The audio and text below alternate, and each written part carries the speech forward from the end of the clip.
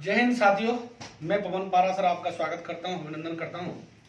और हम last class में पढ़ रहे थे विधानमंडल के अधिकारी, और जिसमें हमने सबसे पहले देखे थे विधानसभा के, क्या देखे थे? विधानसभा के अधिकारी, विधानसभा के पदाधिकारी, विधानसभा के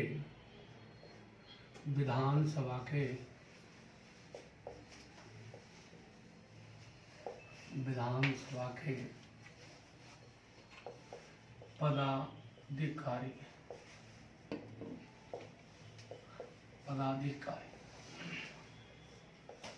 विधानसभा के पदाधिकारी, जिसमें हमने सबसे पहले देखा प्रोटोम स्पीकर,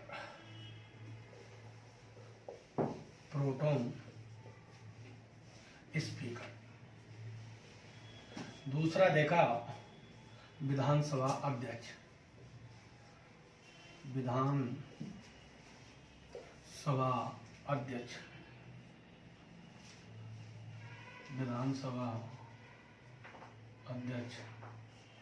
और तीसरा विधानसभा उपाध्यक्ष,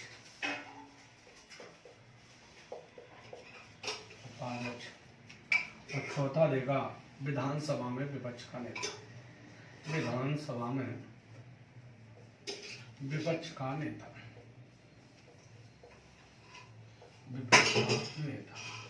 तो सबसे हमने देखा जो प्रोटोम स्पीकर होता है वो अस्थायी अध्यक्ष होता है। क्या होता है? अस्थायी अध्यक्ष। इसकी नियुक्ति कौन करता है? राष्ट्रपति, क्योंकि राष्ट्रपति को अनुच्छेद 188 कहता है कि राष्ट्रपति विधानसभा सदस्यों को शपथ दिलाएगा, राष्ट्रपति अथवा राष्ट्रपति द्वारा अधिकृत व्यक्ति।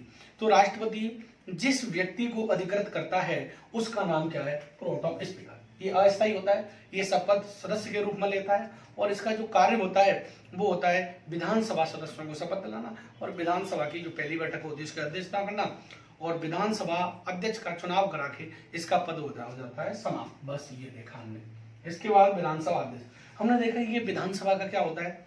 विधानसभा अध्यक्ष विधानसभा का सदस्य होता है, और इसकी कोई योग्यता नहीं है, योग्यता यही है कि वो सदस्य होता है, बस सदस्य होना चाहिए। चुनाव विधानसभा के सदस्य आनुपातिक प्रत्यक्ष एकल संक्रमणी प्रक्रिया द्वारा इसका क्या करते हैं? निर्वाचन करते हैं। इसकी अलग से कोई शपथ नहीं होती। ये अपना त्याग पत्र किसे देता है? विधानसभा अध्यक्ष को देता है, और इसे 14 दिन की पूर्व सूचना देकर के विधानसभा के सदस्य इसे पद से हटा सकते हैं, और ये अपना त्याग पत्र उपाध्यक्ष को दे सकता है। इसकी कार्य शक्तियां देखें। इसके बाद हमने उपाध्यक्ष देखा। उपाध्यक्ष की वही प्रक्रिया है, और इसका कार्य होता है कि विधानसभा अध्यक्ष की अनुपस्थिति में कार्यों को करना। विपक्ष का नेता देखा हमने कि जो विधानसभा में सबसे बड़ी दूसरी पार्टी, और उस पार्टी को विधानसभा में 1/10 से अधिक सीटें प्राप्त होनी चाहिए, उसे विधानसभा में विपक्ष के नेता का दर्जा दिया जाएगा। वर्तमान में विधानसभा के विपक्ष के नेता हैं विधानसभा में गुलाब चंद कटारिया। इस तरीके से ये देखा। अब देखते हैं हम सदन का नेता, विधानसभा में सदन का नेता। जो हमारा शेष बचा है वो है विधानसभा में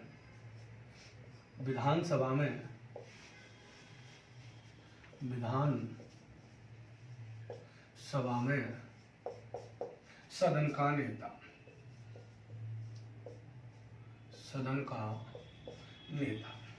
विधानसभा में सदन का नेता। क्लियर? तो विधानसभा में सदन का नेता। देखो इस कॉन्सेप्ट को समझो बेटा। हमारे यहाँ एक है विधानसभा होती है, अपने राजस्थान में तो केवल विधानसभा ही है, विधान परिषद नहीं है। एक विधानसभा और दूसरा होता है विधान परिषद।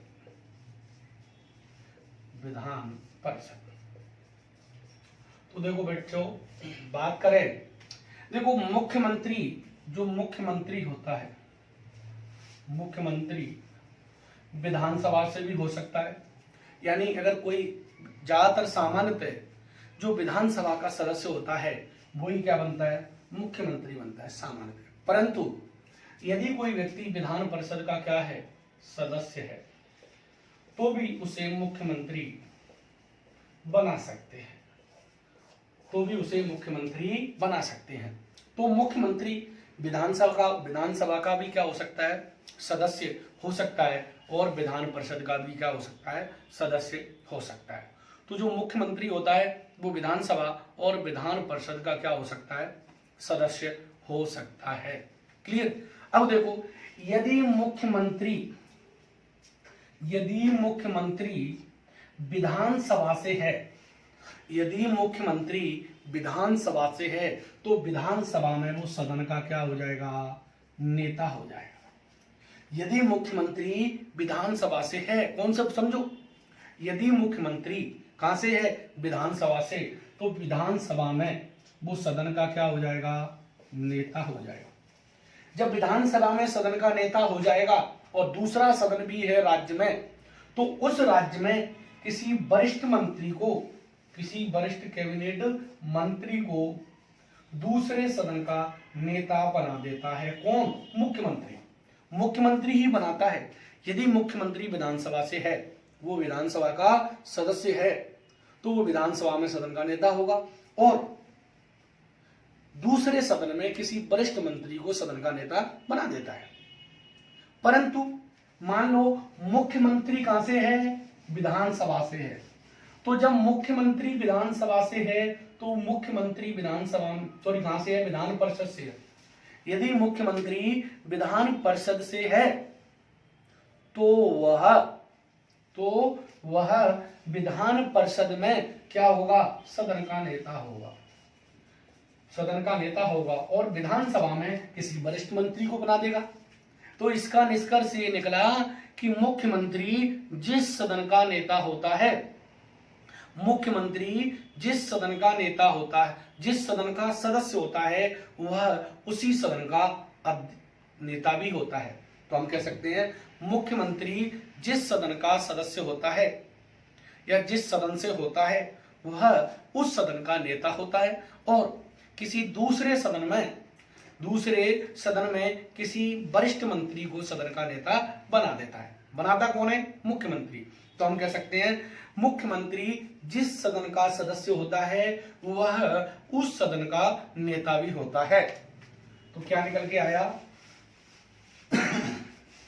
कि मुख्यमंत्री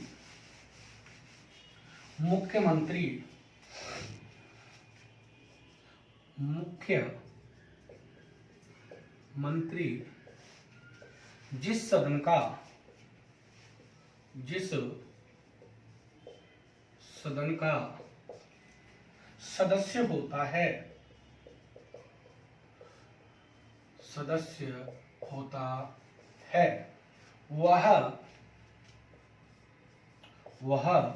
सदस्य होता है वह उस सदन का नेता होता है, उस सदन का नेता होता है। वह उस सदन का क्या होता है दोस्तों, नेता होता है। मुख्यमंत्री जिस सदन का सदस्य होता है वह उस सदन का नेता भी होता है। क्लियर। अब इसके बाद बात करें तो उस सदन का क्या होता है, नेता। यदि मुख्यमंत्री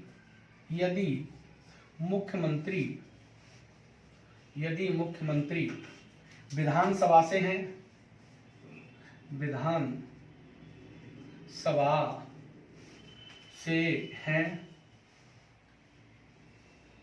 तो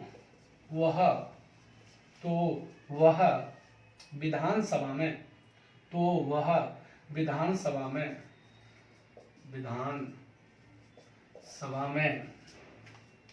विधानसभा में सदन के नेता होते हैं,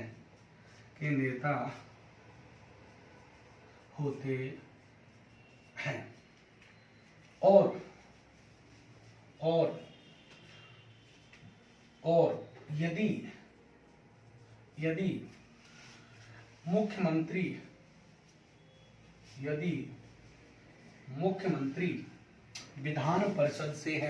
यदि मुख्यमंत्री विधान परिषद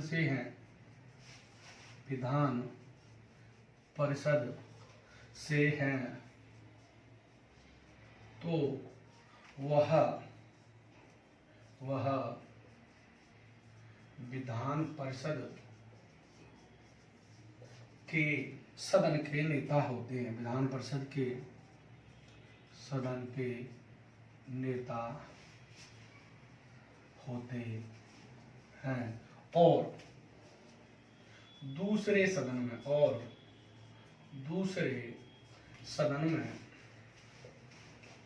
में किसी वरिष्ठ मंत्री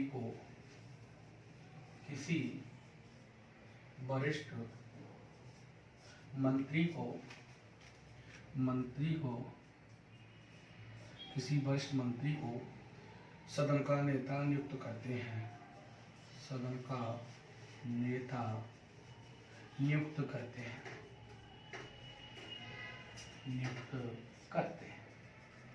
ठीक है दोस्तों, तो हमने ये देखा कि मुख्यमंत्री जिस सदन का सदस्य होता है वह उसी सदन का नेता भी होता है। यदि मुख्यमंत्री विधानसभा से है तो विधानसभा में सदन का नेता हो गया, और विधान परिषद में किसी वरिष्ठ मंत्री को क्या बना देगा, किसी वरिष्ठ मंत्री को उस सदन में वह नेता बना देगा। क्लियर? यदि मुख्यमंत्री विधान परिषद से है तो विधान परिषद का सदन का नेता होगा, और विधानसभा में किसी वरिष्ठ मंत्री को सदन का नेता बना देगा। तो माइंड में बस ये रखना है कि मुख्यमंत्री जिस सदन का सदस्य होता है उसी सदन का वो नेता भी होता है। बस ज्यादा नहीं जाना, अलग माइंड नहीं चलाना, बस इतना सा याद रख लो। इसके बाद बेटा थोड़ा सा हम चर्चा करेंगे विधान परिषद के अधिकारी। विधान परिषद के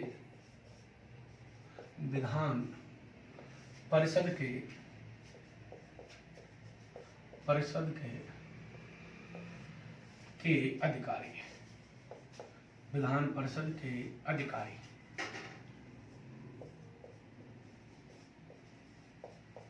तो देखो विधान परिषद में पहले तो हम देखेंगे इसमें कौन कौन है। तो पहला देखेंगे अध्यक्ष, दूसरा देखेंगे उपाध्यक्ष, ठीक है, और तीसरा देखेंगे विपक्ष का नेता,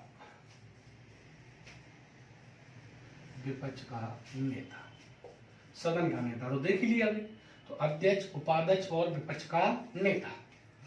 देखो साहब, हमने कहा था कि विधान परिषद और राज्यसभा में कुछ समानता है।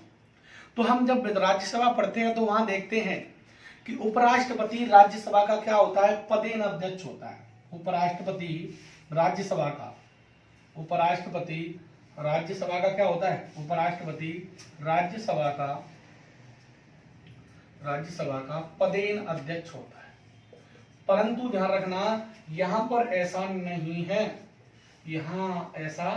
है, यहां पर उपाध्यक्ष पदेन वगैरह कुछ नहीं होता। यहां पर उसका क्या होता है, इलेक्शन होता है। तो हम देखेंगे विधान परिषद में विधानसभा अध्यक्ष, उपाध्यक्ष और विपक्ष का नेता। तो नंबर 1 देखते हैं विधानसभा उपाध्यक्ष। विधान परिषद उपाध्यक्ष, अध्यक्ष, परिषद का अध्यक्ष,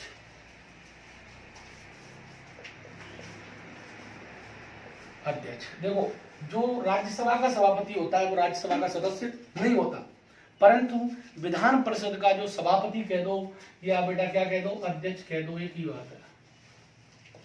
सभापति, चेयरमैन, सभापति। क्लियर? तो देखो हम इसका पहला पॉइंट देखते हैं कि विधान परिषद का अध्यक्ष विधान परिषद का क्या होता है, सदस्य होता है। तो विधान परिषद का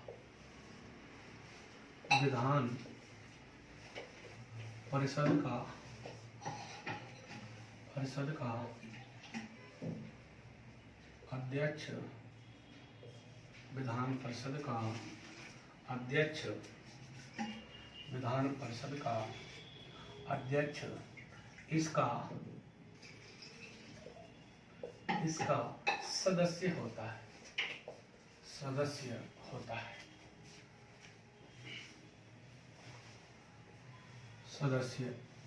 है।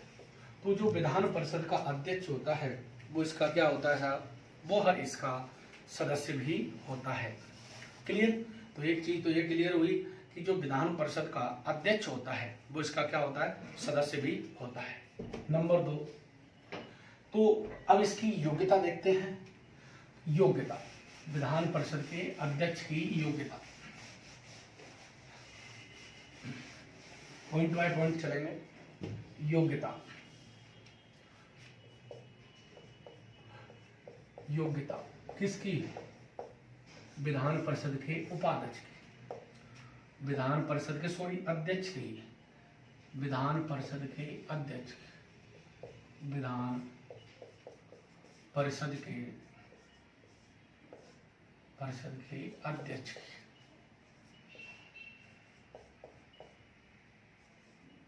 अध्यक्ष की। तो देखो दोस्तों, बात करें इसकी योग्यता, तो देखो संविधान में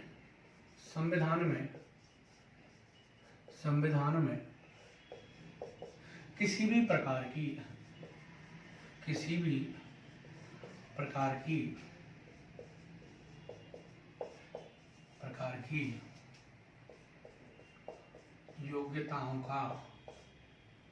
योग्यताओं का उल्लेख नहीं किया गया है। किसी भी प्रकार की योग्यताओं का उल्लेख नहीं किया गया है।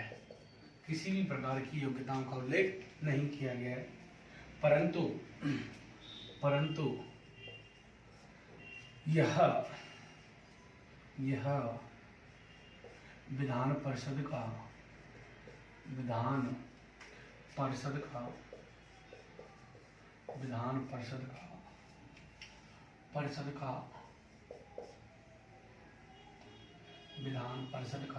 सदस्य होता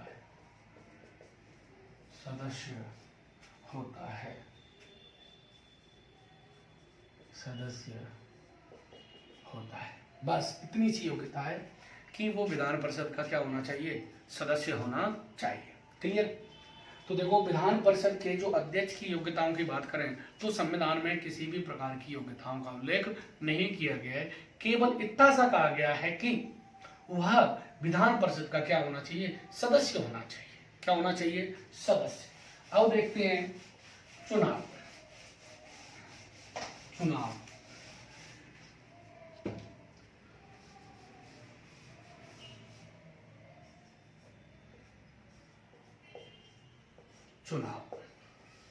चुनाव में बात करें तो देखो, चुनाव में इसका जो चुनाव है वो विधानसभा के सदस्यों द्वारा आनुपातिक एकल संक्रमणीय प्रक्रिया द्वारा किया जाता है। तो विधानसभा के सदस्यों द्वारा इसका चुनाव आनुपातिक एकल संक्रमणीय प्रक्रिया द्वारा किया जाता है। तो चुनाव, तो विधानसभा अध्यक्ष का चुनाव विधानसभा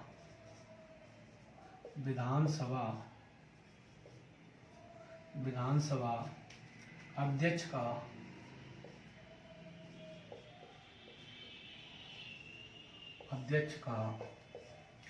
चुनाव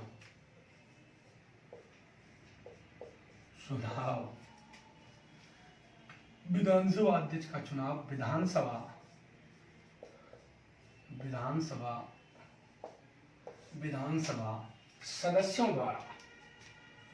विधानसभा सदस्यों द्वारा आनुपातिक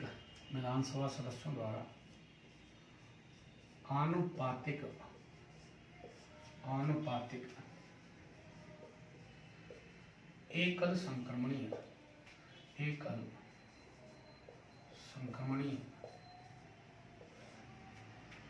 सदस्यों द्वारा अप्रत्यक्ष रूप से, अप्रत्यक्ष लगाना पड़ेगा, सदस्यों द्वारा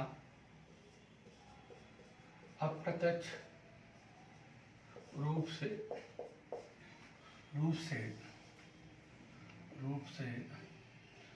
सदस्यों द्वारा अप्रत्यक्ष रूप से आनुपातिक एकल संक्रमणीय एकल संक्रमणीय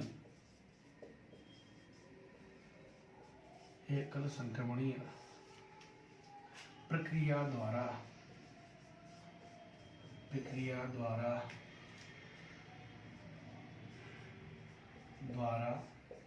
किया जाता है। देखो दोस्तों, यहां भी गुप्त मतदान शब्द नहीं है, यहां भी क्या नहीं है, गुप्त मतदान शब्द नहीं है कि इसका गुप्त किया जाएगा या कैसे किया जाएगा। क्लियर, गुप्त मतदान शब्द नहीं है। यहां भी क्या है, यहां भी इसके लिए ना तो खुला है ना गुप्त है। क्लियर, तो विधानसभा का जो अध्यक्ष, सॉरी विधानसभा अध्यक्ष नहीं, विधान परिषद है, सॉरी विधान परिषद अध्यक्ष का चुनाव विधान परिषद के, सॉरी भाई सॉरी, विधान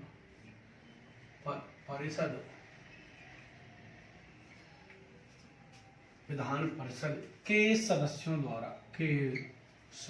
द्वारा अप्रत्यक्ष रूप से आनुपातिक एकल संक्रमणीय प्रक्रिया द्वारा किया जाता है। यानी इसका भी संविधान में न तो गुप्त है न खुला है, आनुपातिक एकल संक्रमणीय गुप्त मतदान प्रक्रिया द्वारा किया जाता है। ये है इसकी प्रक्रिया। क्लियर, अब बात करते हैं, चुनाव हो गया, शपथ। तो देखो संविधान में इसकी भी कोई शपथ का उल्लेख नहीं है। शपथ देखते हैं, हमारा विधान परिषद का अध्यक्ष चल रहा है, ओथ, तो हम कह सकते हैं इसकी अलग से कोई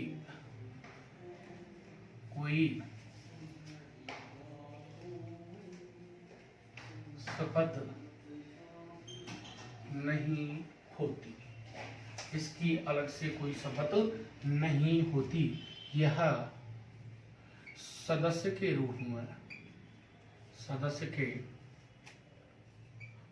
में शपथ लेता है, यह सदस्य के रूप में शपथ लेता है।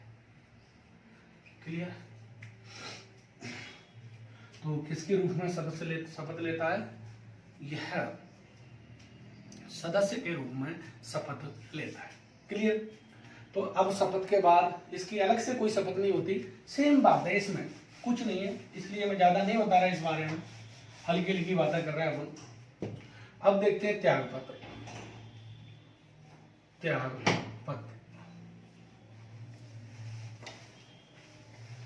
तो त्यागपत्र की बात करें,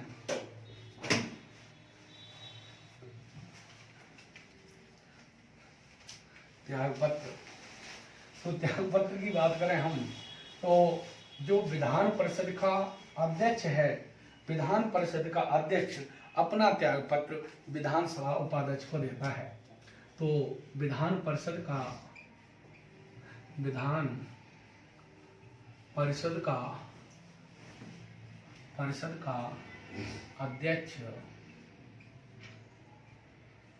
अध्यक्ष अपना त्यागपत्र विधान परिषद के उपाध्यक्ष को देता है, विधान परिषद के उपाध्यक्ष को देता है,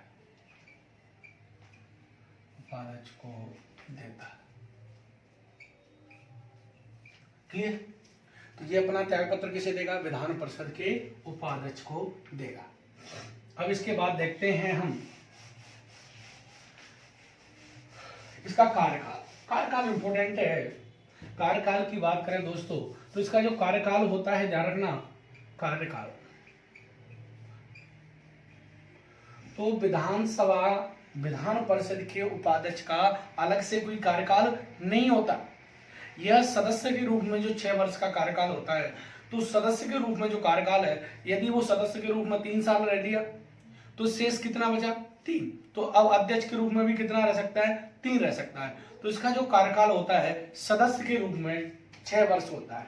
तो अध्यक्ष के रूप में कार्यकाल नहीं होता, सदस्य के रूप में। तो विधान परिषद के अध्यक्ष का विधान परिषद के अध्यक्ष का कार्यकाल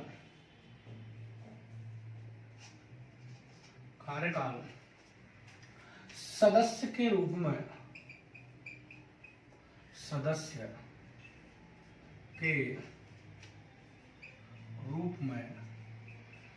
6 वर्ष होता है।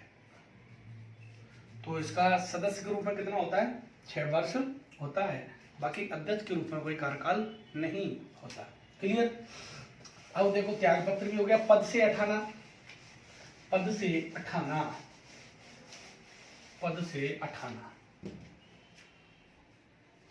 पद से हटाना। क्लियर दोस्तों।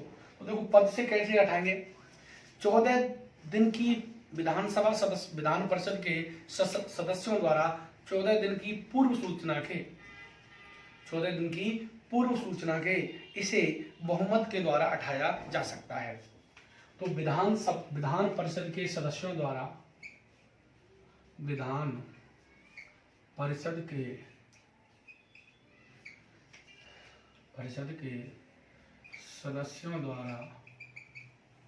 सदस्यों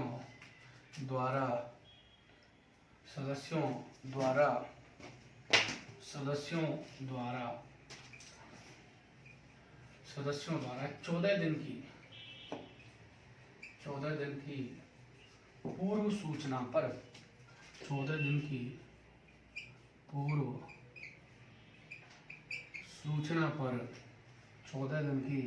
पूर्व सूचना देकर बहुमत द्वारा पद से हटाया जा सकता है। पद से हटाया जा सकता है। 14 दिन की पूर्व सूचना देकर इन्हें पद से हटाया जा सकता है। क्लियर। तो पद से कैसे हटाएंगे। अब इनकी कार्यों की बात करें तो देखो इसके कार्य बहुत हैं। हम 1-2 कार्यों की चर्चा करेंगे, ज़्यादा इतना इम्पोर्टेंट नहीं है क्योंकि हमारे यहाँ विधान परिषद है नहीं, फिर भी पूछता तो है, फिर भी हम इतना देखते हैं इसके कार्य। पहला कार्य तो यही है दोस्तों कि ये विधान परिषद की क्या करता है, अध्यक्षता करता है। इसका सभापति होता है, उसका चेयरमैन होता है। तो पहले कार्य में देखेंगे विधानसभा की, विधान परिषद की, विधान परिषद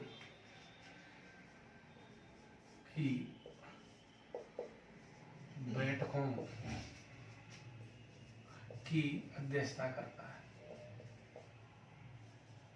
अध्यक्षता करता है। अध्यक्षता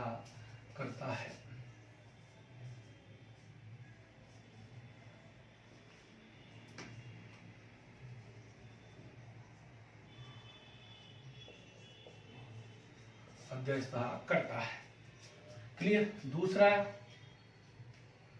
दूसरा बात करें इसका जो कार्य है, देखो विधान परिषद के सदस्यों की दल बदल संबंधी या 10वीं अनुसूची के आधार पर अयोग्यताओं का अंतिम निर्णय करता है। तो हम कह सकते हैं कि विधान परिषद के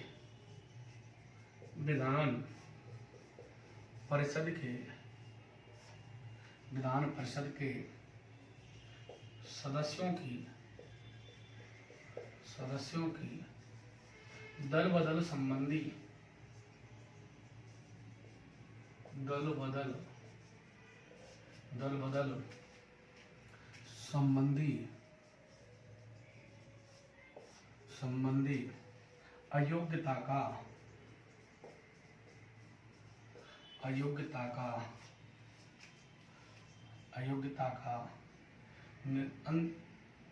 अयोग्यता का निर्णय करता है। निर्णय करता है, अयोग्यता का निर्णय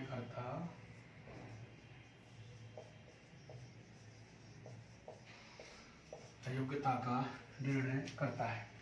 और बहुत सारे कार्य हैं। विधान परिषद के लिए नियम बनाता है, सदस्यों पर नियंत्रण रखता है, उन पर अनुशासन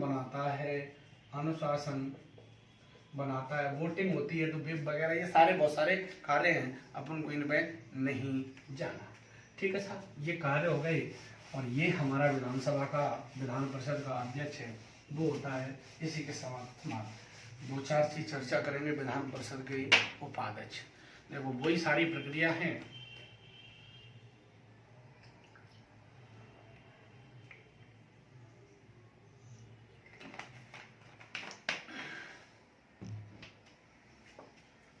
अब है विधान परिषद का उपाध्यक्ष। विधान परिषद का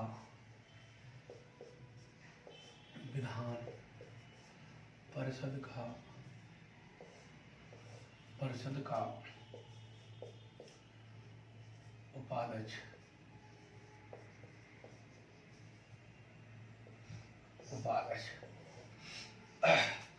तो यह भी इसकी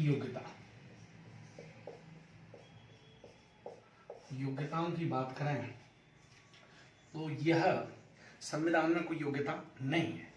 संविधान में कोई योग्यता नहीं है, क्योंकि इनकी योग्यता ही नहीं संविधान में।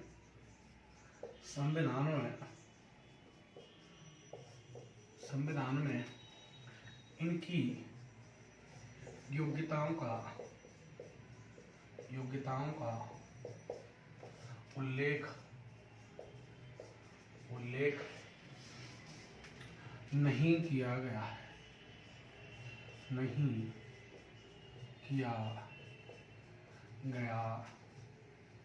है। तो संविधान में इनकी योग्यताओं का उल्लेख नहीं किया गया है। केवल इतना कहा गया है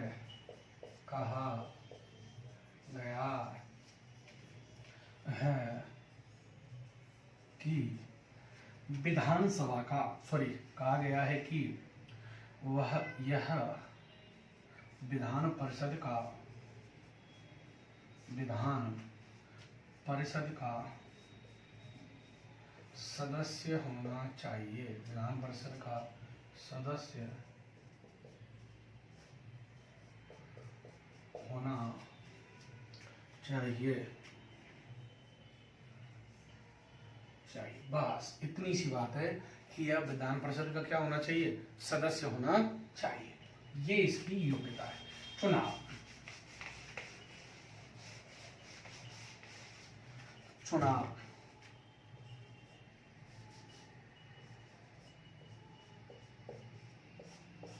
देखो, चुनाव की बात करें दोस्तों, तो इसका जो चुनाव है वो विधान परिषद के सदस्यों द्वारा आनुपातिक एकल संक्रमणीय प्रक्रिया द्वारा किया जाता है।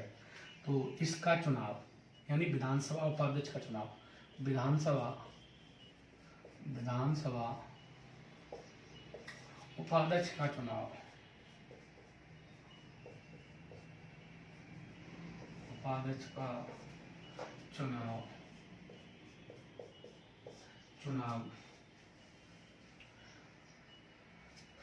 विधान परिषद के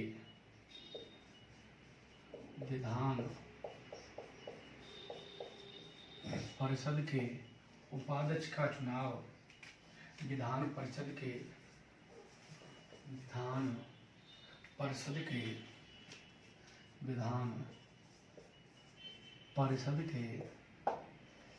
विधान परिषद के सदस्यों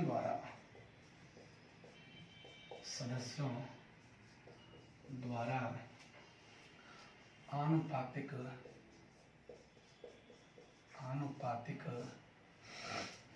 एकल संक्रमणीय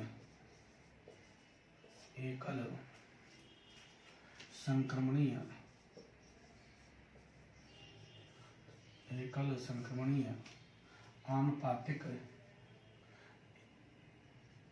आनुपातिक एकल संक्रमणी प्रक्रिया द्वारा, प्रक्रिया कैसी? अप्रत्यक्ष,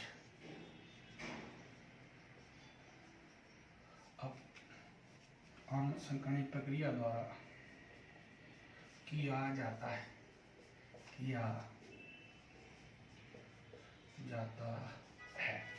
तो कौन सी प्रक्रिया द्वारा? आनुपातिक एकल संक्रमण। तो देखो विधान परिषद के उपाध्यक्ष का चुनाव विधान परिषद के सदस्यों द्वारा अप्रत्यक्ष रूप से आनुपातिक एकल संक्रमणी प्रक्रिया द्वारा किया जाता है। तो विधान परिषद के उपाध्यक्ष का चुनाव विधानसभा सदस्यों द्वारा आनुपातिक एकल संक्रमणीय प्रक्रिया द्वारा अप्रत्यक्ष रूप से किया जाता है। चुनाव हो गया। अब देखेंगे कार्यकाल।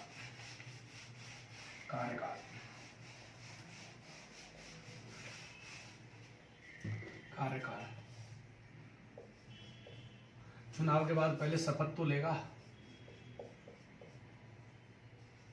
तो देखो इसकी भी अलग से कोई शपथ नहीं होती, यह सदस्य के रूप में क्या लेता है? शपथ लेता है। तो हम कह सकते हैं कि इसकी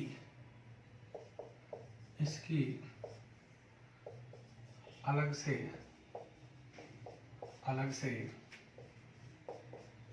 कोई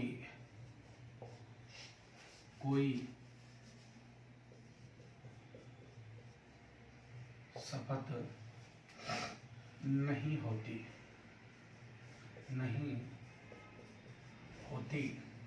इसकी अलग से कोई शपथ नहीं होती, इसकी अलग से कोई शपथ नहीं होती। यह विधान परिषद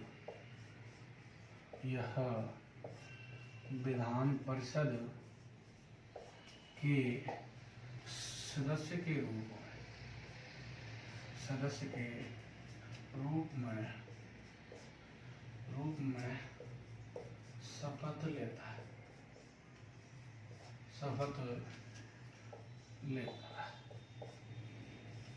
तो देखो ध्यान देने योग्य बात यह है कि विधानसभा अध्यक्ष, उपाध्यक्ष, विधान परिषद अध्यक्ष, उपाध्यक्ष, इनकी पद की कोई शपथ नहीं होती, ये पद के रूप में कोई शपथ नहीं लेते। यह विधानसभा के अध्यक्ष और सब विधान परिषद के अध्यक्ष और उपाध्यक्ष के रूप में शपथ नहीं लेते। यह दोनों अपने अपने सदन के सदस्यों के रूप में क्या लेते हैं? शपथ ग्रहण करते हैं। तो किसके रूप में ग्रहण करते हैं? सदस्य के रूप में शपथ ग्रहण करते हैं। इसके बाद बात करें, शपथ हो गई त्यागपत्र।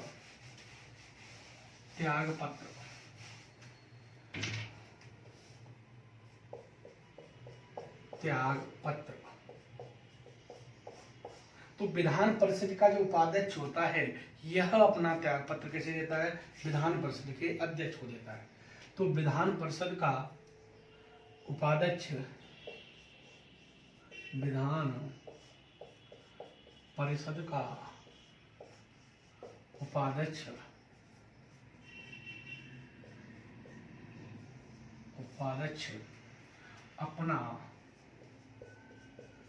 अपना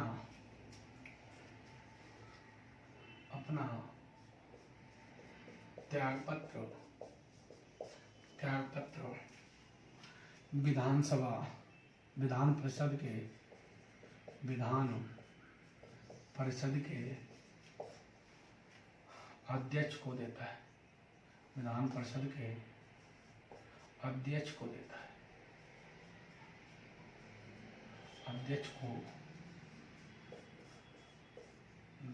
है। अध्यक्ष को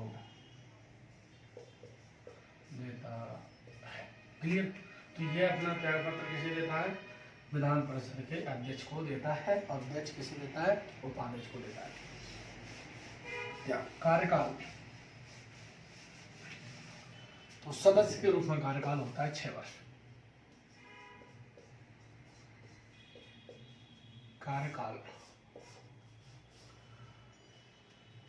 तो हम कह सकते हैं उपाध्यक्ष का कार्यकाल, उपाध्यक्ष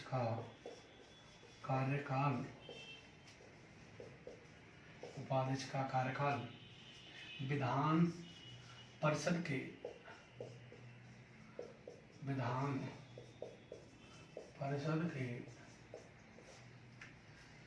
परिषद के सदस्य के रूप में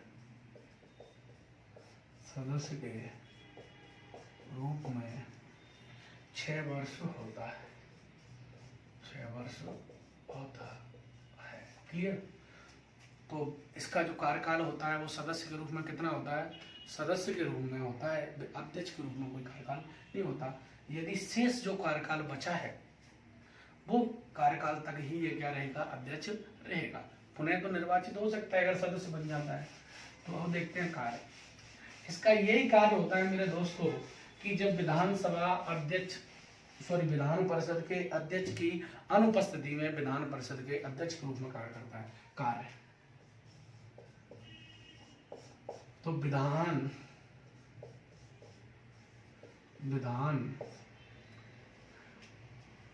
परिषद के अध्यक्ष की विधान परिषद के अध्यक्ष की अनुपस्थिति में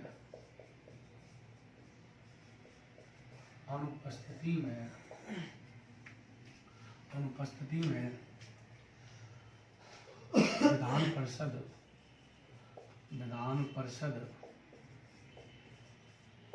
के अध्यक्ष के रूप में विधान परिषद के अध्यक्ष के रूप में कार्य करता है। क्लियर। और इसका कोई कार्य नहीं होता। ये हुआ समाप्त। अब एक लेते हैं विधान परिषद में विपक्ष का नेता।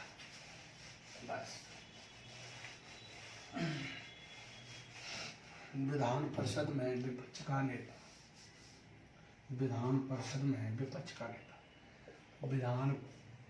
अगला हमारा टॉपिक है विधान परिषद में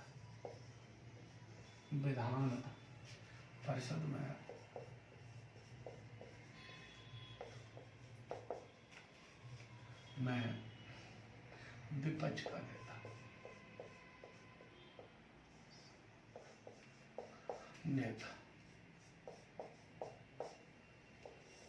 तो इसका मतलब है, देखो विपक्ष का नेता का मतलब वही सारी बातें हैं।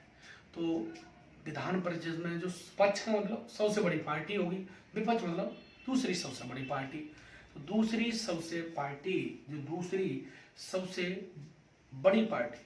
सबसे बड़ी दूसरी पार्टी के सदस्य को विधान परिषद में विपक्ष के नेता का दर्जा दिया जाता है। बस एक तो हम कह सकते हैं विधान परिषद में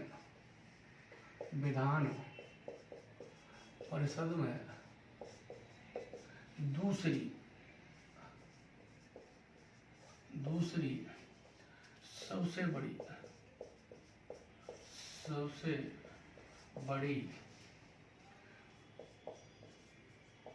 पार्टी के सदस्य को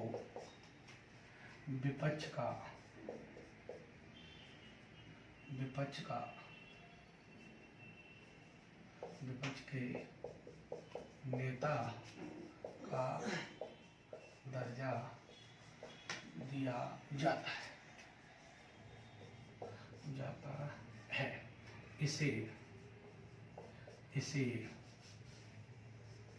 इसे राज्य के कैबिनेट मंत्री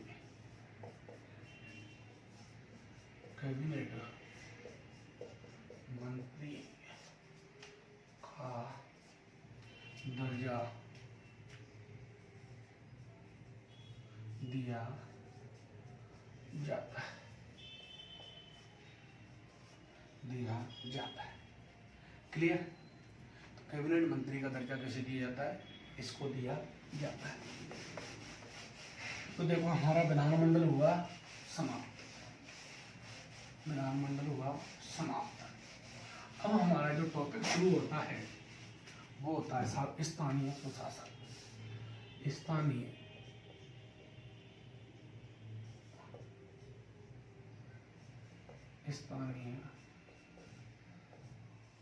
स्वशासन। स्थानीय स्वशासन।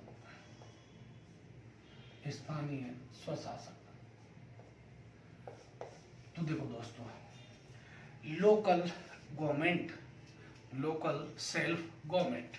तो स्थानीय सुशासन क्या होता है हम देखते हैं। अगर स्थानीय सुशासन का मतलब है, देखो स्थानीय सुशासन का क्या मतलब है, देखो दोस्तों, जैसे मान के चलो अब केंद्र में केंद्र सरकार है, केंद्र में कौन है, केंद्र सरकार, और राज्यों में राज्य सरकार है। तो अब एक गांव के अंदर, एक छोटे से गांव में क्या हो रहा है, एक छोटे से गांव के भीतर क्या हो रहा है, ये किसको पता है, हम ये ना तो प्रधानमंत्री को पता, ना ही मुख्यमंत्री को पता। तो स्थानीय यानी वहां के लोगों द्वारा अपने लिए क्या करना, शासन करना, ये क्या कहलाता है, स्थानीय सुशासन कहलाता है। यानी स्थानीय समस्या का स्थानीय लोगों द्वारा स्थानीय तरीके से समाधान करना ही स्थानीय सुशासन कहलाता है। तो स्थानीय समस्या का स्थानीय तरीके से, स्थानीय समस्या का स्थानीय तरीके से समाधान करना ही स्थानीय सुशासन कहलाता है। तो हम कह सकते हैं कि स्थानीय सुशासन क्या मतलब है, ये स्थानीय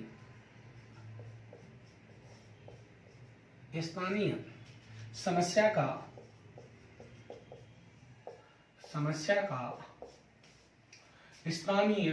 का स्थानीय लोगों द्वारा स्थानीय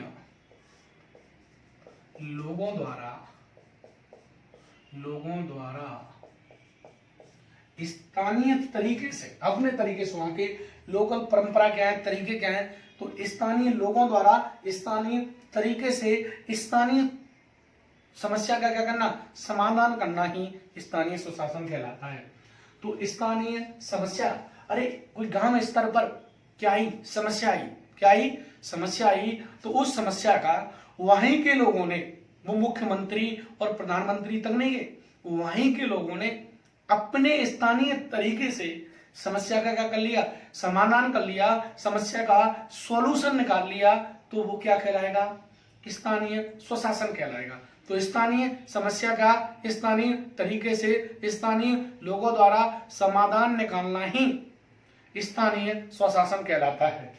तो स्थानीय समस्या का स्थानीय लोगों द्वारा स्थानीय तरीके से स्थानीय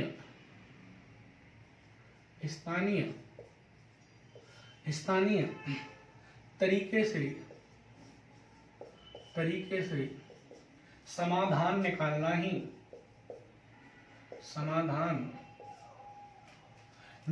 ही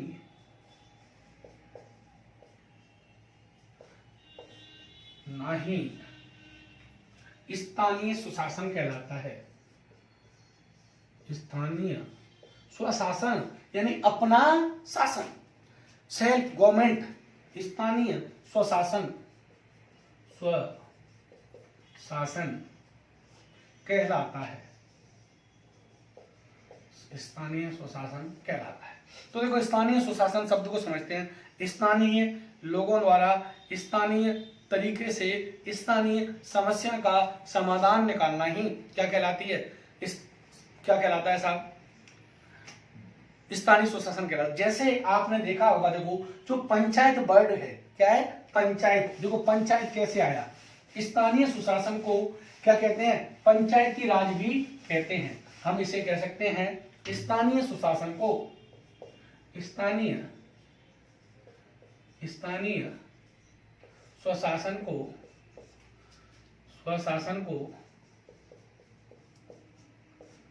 को पंचायती राज सुशासन को पंचायती राज भी कहते, क्या कहते हैं, जो स्थानीय सुशासन होता है उसे क्या कहते हैं दोस्तों, पंचायती राज भी कहते हैं। तो स्थानीय सुशासन को क्या कहते हैं,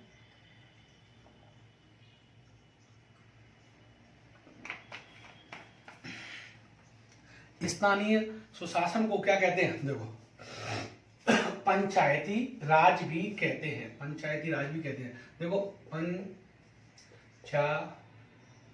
पंचायत, पंच, ये देखो ये दो शब्दों से मिलकर बनी है, पंच प्लस आयत, पंच प्लस आयत।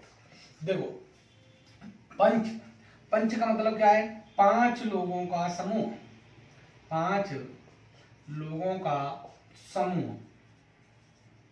पंचायत का मतलब क्या है, 5 लोगों का समूह। आयत का जो अर्थ होता है शायद, जिसकी आमने सामने की भुजा क्या होती हैं, समान होती हैं, जिसकी आमने सामने की क्या होती हैं, भुजाएं समान होती हैं, उसे क्या कहते हैं, पंचायत कहते हैं। क्या कहते हैं सर, पंचायत। तो देखो जब हमने देखा होगा हमारे गांवों में, गांवों के बीच में कोई स्थानीय लड़ाई झगड़ा समस्या हो जाती थी, तो गांव के 5 लोग बैठ करके, 5 लोग बैठ करके, स्थानीय लोग हुए ना, कोई समस्या क्या उत्पन्न हुई, स्थानीय समस्या, तो 5 लोग बैठ करके उस समस्या का क्या करते थे, निवारण करते थे। और आज भी देखें, आज भी देखें तो बहुत से गांवों में, बहुत से गांवों में, खासकर ये पंजाब हरियाणा, इनमें तो जो पंचायत है वो काफी सक्रिय है, तो वो लोग स्थानीय जो समस्या है उसका क्या करते हैं, समाधान। तो आज भी ये परंपरा चल रही है। तो स्थानीय सुशासन को पंचायती राज भी कहते हैं। क्या कहते हैं, स्थानीय सुशासन को पंचायती राज भी कहते हैं। अगर हम इनकी बात करें तो पंचायत राज का जो इतिहास है वो काफी लंबे समय से चल रहा है। तो स्थानीय सुशासन का और पंचायती राज का अर्थ क्या हुआ, देखो हमारे यहाँ जो अब बात करें राज्य की बात करें, तो राज्य का सबसे एक तो होता है राजनीतिक प्रमुख, राजनीतिक प्रमुख, राजनीतिक प्रमुख, राजनीतिक प्रमुख, और एक होता है प्रशासनिक प्रमुख। देखो स्थानीय समस्या कैसे ये आई,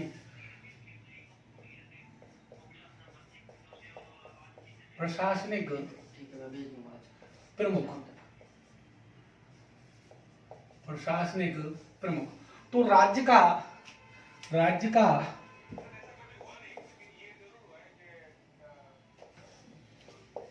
का जो राजनीतिक प्रमुख होता है वो होता है साहब मुख्यमंत्री। कौन होता है, मुख्यमंत्री। ये कई बार पूछा गया सवाल, मुख्यमंत्री। अगर बात करें प्रशासनिक प्रमुख जो राज्य का होता है वो होता है मुख्य सचिव। कौन होता है साहब, मुख्य सचिव।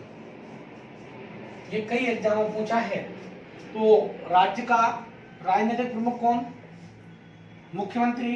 राज्य का प्रशासनिक प्रमुख कौन होता है साहब, मुख्य सचिव होता है राज्य का। अब देखो जो स्थानीय समस्या है वो वहां तक कैसे जाती है, तो देखो जो ग्राम स्तर पर, मैं समझाने के लिए बता रहा हूं, प्रैक्टिकल नहीं बता रहा अभी यहाँ। तो देखो ग्राम स्तर पर देखें तो होता है ग्राम सचिव।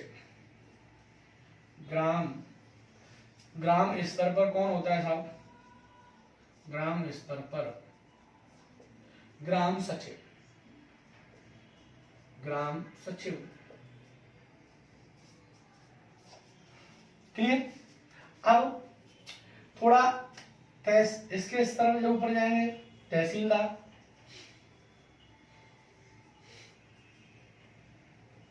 तहसीलदार, फिर इससे ऊपर एसडीएम, फिर इससे ऊपर कलेक्टर, फिर इससे ऊपर संभागीय आयुक्त, संभागीय आयुक्त,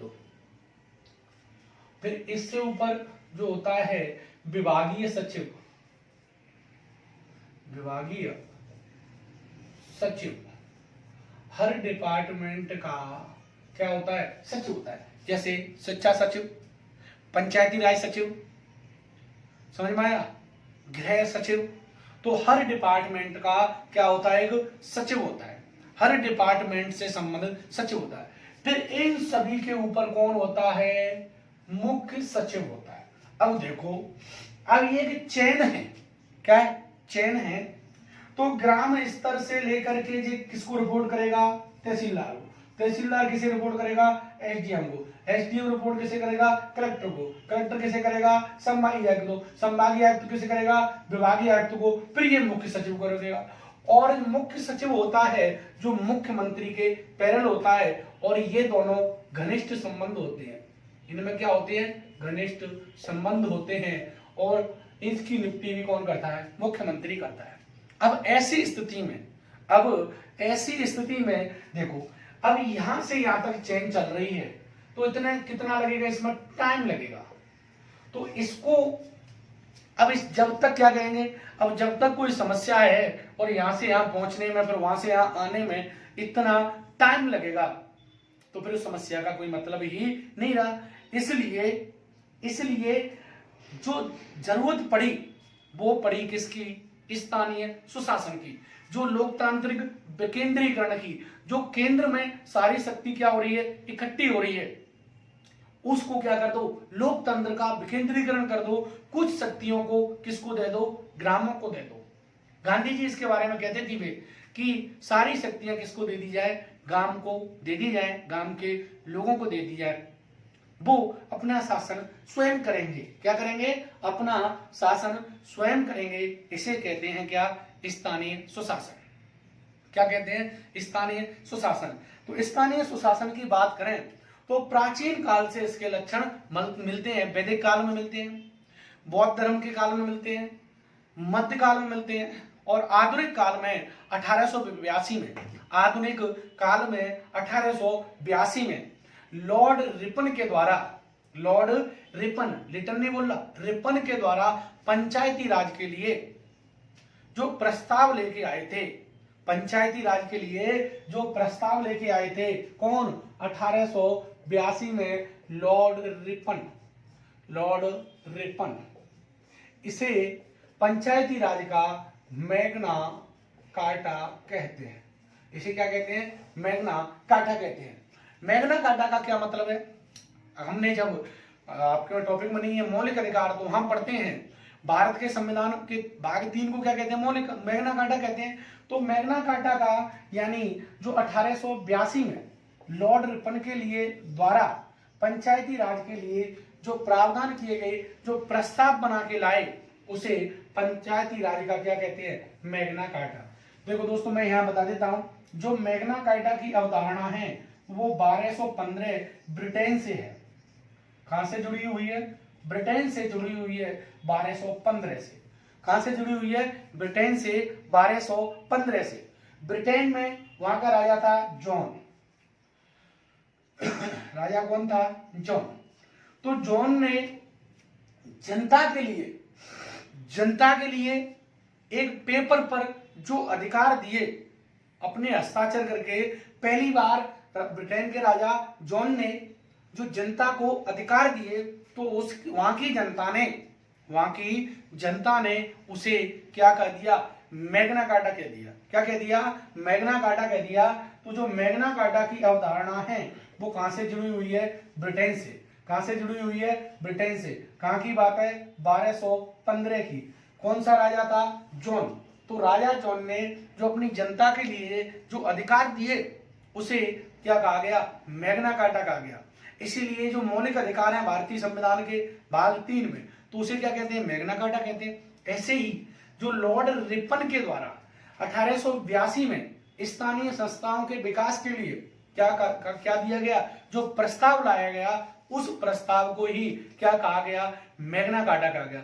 इसलिए लॉर्ड रिपन को स्थानीय सुशासन का क्या कहते हैं, जनक कहते हैं। क्या कहते हैं, जनक कहते हैं। ठीक है दोस्तों, इसी के साथ मिलते हैं अगली क्लास में पंचायती राज को लेकर के व्यवस्थित रूप से शुरू से जीरो से लेकर के और जहां तक सवाल बनने की संभावना रहती है और उसकी चर्चा करेंगे अगली क्लास में। सभी को थैंक यू, धन्यवाद।